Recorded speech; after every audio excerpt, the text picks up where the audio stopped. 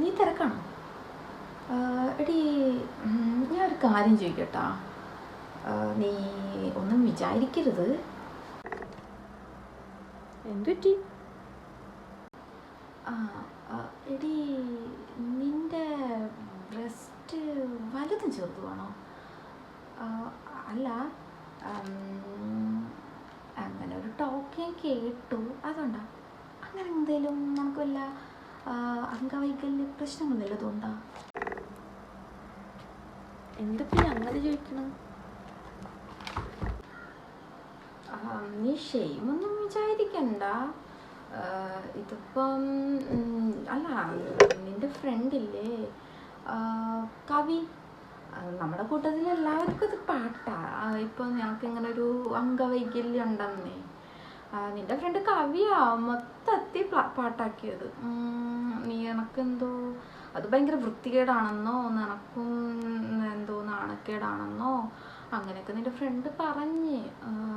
എന്താ ഉള്ളതാണ്? അല്ല, നമ്മളൊക്കെ നിന്റെ ഫ്രണ്ട്സ് അല്ലേ. ഇപ്പം നമ്മുടെ കൂട്ടത്തിൽ അതിപ്പോൾ ആർക്കും അറിയാത്തതും ഇല്ലടി.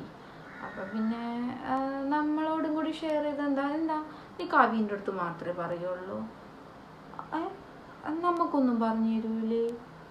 എന്ത് പറ്റി നിനക്ക്? അല്ല, ഞാൻ പിന്നെ ഓളെ മുന്നിൽ തുണി അയച്ചും കണ്ടിട്ടിരുന്ന ആടല്ലേ. എനിക്ക് പിന്നെ ഞാൻ കുളിക്കാൻ പോകുന്ന ടൈം ഓളല്ലേ എനിക്ക് കുളിപ്പിച്ച് തരുന്നത്. മാത്രമല്ല, ഞാൻ ഡ്രസ്സ് മാറുമ്പോഴൊക്കെ ഓളല്ലേ എൻ്റെ കൂടെ ഉള്ളത്.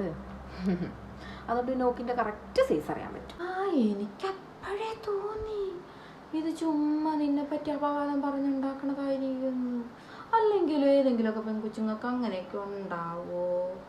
ഞാൻ ശരിക്കും പറഞ്ഞ സീരിയസ് ആണെന്ന് കരുതി കേട്ടാ.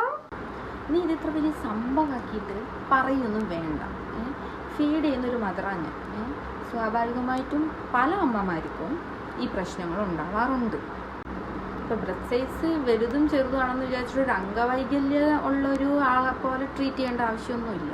അത് ഫീഡിങ് എപ്പോൾ സ്റ്റോപ്പ് ചെയ്യുന്നു അപ്പോൾ അത് നോർമൽ ആവാവുന്നതേ ഉള്ളൂ.